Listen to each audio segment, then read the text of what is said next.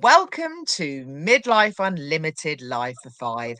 I'm your host, Kate Porter, the Midlife Metamorphosis Coach, and I'm delighted to be joined today by my episode 47 guest, the wonderful Helen Davis, founder of One Step Forward, to give a little taste and share some golden nuggets from our full length audio episode that's available now, wherever you listen to your podcasts. How to surprise yourself as a midlife woman. So, welcome, Helen. It's wonderful to have you here in glorious Technicolor. It's great to be back and chatting to you again, Kate. I love the fact we get a second chance to do this. Oh, we're going to have a second chance, third chance. We're going to just keep coming back because I love doing this. Now, obviously, we're going to be sharing some insights from our episode, and it is absolutely packed with golden nuggets because we've both got loads of little stories that we share, quite a few painful and emotional stories, both physically and I say emotional stories. So, not trigger warnings, but just be wary when you do actually go and listen to the full length episode. But it all stemmed from the fact that time and time again, I hear women saying, I'm talking myself out of doing things. I'm making excuses to myself. I'm not even waiting for other people to tell me I can't do it or I shouldn't be doing it or I haven't got time. I'm telling myself that. And that resonated, didn't it, with you as well? Absolutely. And it's something I see all the time. In fact, I'm just thinking about it. I was at a networking meeting this morning, which was all women, and the number of women there who you can see holding themselves back, or when they explain what they do it in this sort of diffident way. And I'm not quite sure if I should be doing this and all of that stuff. And it's something we've been so programmed to do over the years that it takes a shift to shift. No, absolutely. And I think we get into danger, whether it's procrastination, whether it's that do I dare, getting a bit T.S. Eliot there. But we get into the risk of almost boring ourselves because we're so predictable and we're like, no, I can't. We're keeping ourselves small. We're not even diluting ourselves. We're just boxing ourselves away. And one of the excuses that we do flag up, because we both mentioned it, and I've actually used it myself. You guys think, what on earth is it? I've got no one to do it with. Now, anyone who follows me, and I think you know as well, about this time last year, actually, I fulfilled a long held ambition to start salsa classes. Mentioned to the other half, he turned round, I'd rather gouge my eye out with a spoon. So I put on my lycra, I put on my leopard print, and I went on my own, and I blinking loved it. Absolutely loved it. But isn't it? It can be an excuse, like, oh, I don't know anyone. No one will like me. We're just making those excuses, aren't we? Absolutely. And I mean, it's a psychological thing. The subconscious, we do the things that feel safe and things that feel familiar, which means that to do something new, it is scary, and we do have to step out of our comfort zone. But this is what's so wonderful about this midlife period, because this is when we do actually start. For so many of us, it becomes that, well, if I'm not going to do it now, when's it going to happen? And we stop caring quite so much, which for a lot of us like me is a good thing, because I used to care way too much about what I thought other people were thinking. No, absolutely. I think I was kind of recovering in so many aspects of my life and happily recovering, but perfectionism and people pleasing, I mean, the two when they collide can be absolutely, and then add a bit of catastrophizing as well, just for good measure. Yep, story of my life up until the last few years. Yeah, no, absolutely with you. I think that's why we've bonded. Not only do we have a university in common, we've got the county Grew up we're in the from same in sort of common. area. It was crazy, wasn't it? I know, absolutely. But I love that. And that's a prime example. It's when you put yourself out there, and that sounds a bit rude. I don't mean it in a rude way. But when you actually think, sod it, I'm going to go along. And one of my favourite phrases, and I don't mean it in a flippant way, what is the worst that can happen? You don't like it? Fine, don't go again. Yeah. No one's going to come after you with a big net and make you come back.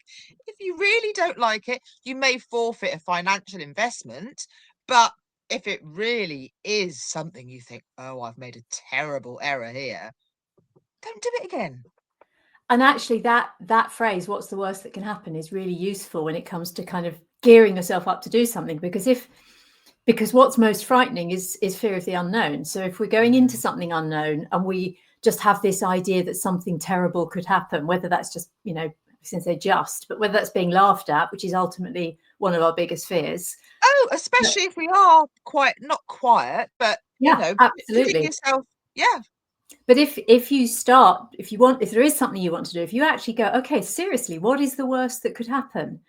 And it may well be that the worst that could happen is that you don't meet anyone, no one talks to you or whatever. It could be that there is something bigger. But if you look at it and you go, okay, well, if that happened, what would I do? Once you have that kind of back of the mind plan, that worst that could happen is much less scary than when it's just this sort of shadow over your shoulder that something terrible could happen. No, absolutely. And again, obviously the theme of our episode is how to surprise yourself.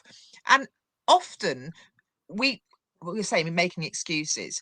We do talk ourselves out of it by saying, "Oh, I'd be no good at that," or "Oh, I always give up." "Oh, and one of your many challenges that you set yourself, because you're all about pushing yourself and trying things, is your gym challenge. And I think that's a shining example, because a lot of people would say, what's the point of even starting? Because I know I'm not, oh, I tried it before, it didn't work. I did it as a New Year's resolution. Boo, don't do New Year's Yeah, we resolutions. don't do New Year's They don't resolutions. work. That's why you didn't. Never.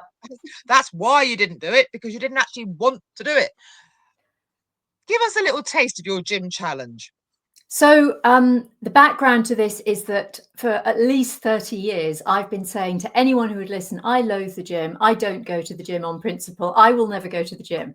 So yeah, it's a bit of a shock to my system that I'm now going to the gym 3 times a You're week. surprising yourself. Totally surprising myself. But what happened was that I went on this this journey of health related, discovering that I needed to be looking after my bones in a proactive way, learned a lot about it, found a way that I thought was going to help that didn't involve going to the gym, which was a massive tick in that column for me. And over the 2 to 3 years that I've been doing all the things I've been doing, learning everything I've been doing, gradually something has been building in the back of my mind that this is all very well, but really I need to be doing that. And what happened was I realized one day, and it was pretty much almost waking up and realizing I'm ready. But equally, I knew that if I just walked into my local gym, which is less than 5 minutes walk from my house, that's how much I didn't want to go. I've never had an excuse a lot in the last 9 years. I knew if I just went in and started trying to do stuff, it wouldn't last more than a couple of sessions. So what I did was I started out by going to a really nice gym for 1 month, which is all I could have, like all I could afford was 1 month with them to build the habit. And then I started going to my local gym, found someone to meet, a trainer to meet up with every few weeks. And it's been fascinating because I have built the habit. And what I'm finding is that literally from the first day I did it, I could feel that my body welcomed this way of moving. My head wasn't still really on board, but it was almost like my body was getting myself out of bed and just getting into my gym clothes and going, even while my head was going, do we have to? And Did you do the whole idea of put the gym stuff by the bed, or literally so you have to fall over it so there's no excuse? I've heard that works quite well.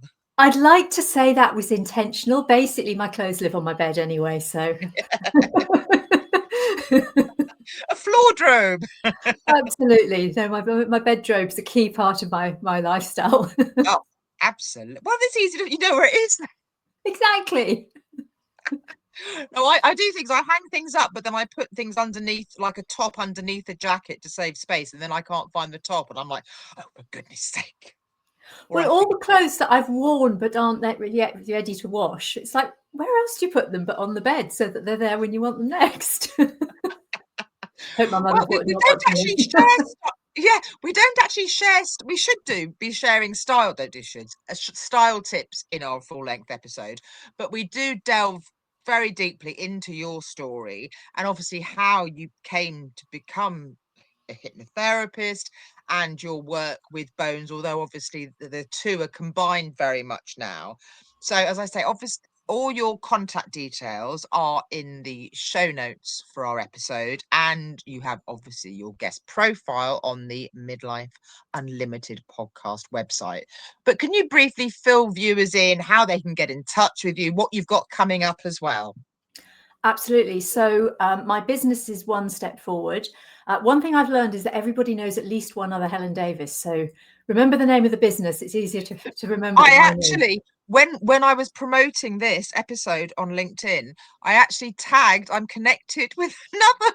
There you go. And I actually initially, accidentally, and apologies again, Helen, lovely to be connected with you, I did tag the wrong Helen Davis. There are an awful lot of us. I have another friend called Helen, and we joke that there always have to be two Helens in every room.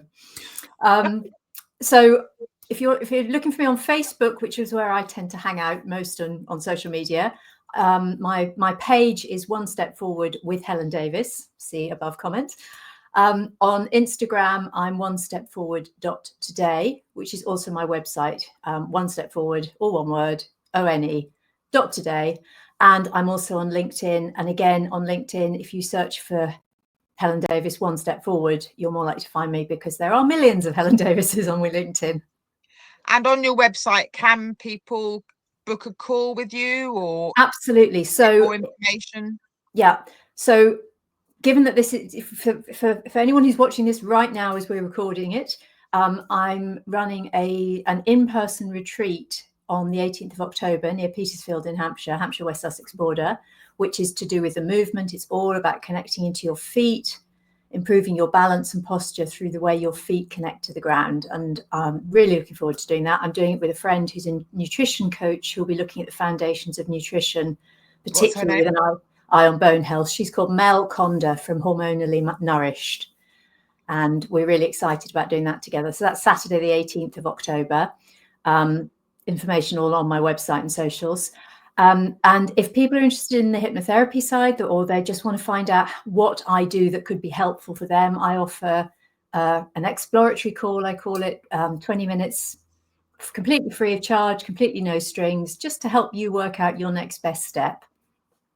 Excellent, excellent. So I say all the links are in the show notes for our episode and on the Midlife Unlimited podcast website, where you'll also find details of my Midlife Metamorphosis coaching offer, and very, very excited about my new school, that's SKOOL community, over on the school platform. Pop Your Podcast Cherry. Yes, you did hear me right. Pop Your Podcast Cherry. Who's it for? It's for you if you're a budding expert, you're a wannabe podcast guest, but you're nervous, you're not sure of your messaging, or you've been procrastinating about launching your podcast, but you really think now is the time to stop toying with the idea, stop playing around, and start recording. So come over to the school website, channel, platform, Pop Your Podcast Cherry, come and become a founding member with me right now. So thank you, Helen, for giving us a little help. I always feel a bit icky doing that, but everyone says, well, you should really. And I said, come and subscribe to the channel. Press the button. I've done it. My other half always tells me off. He says, did you tell them to subscribe? And I'm like, no, I forgot. I was too busy having fun. Giving myself the ick. Anyway, Helen, lovely to catch up with you. Enjoy the rest of your afternoon. Thank you so much for watching. And here's to living Midlife Unlimited. Take care. Thanks ever so much, Helen. Thank you, Kate.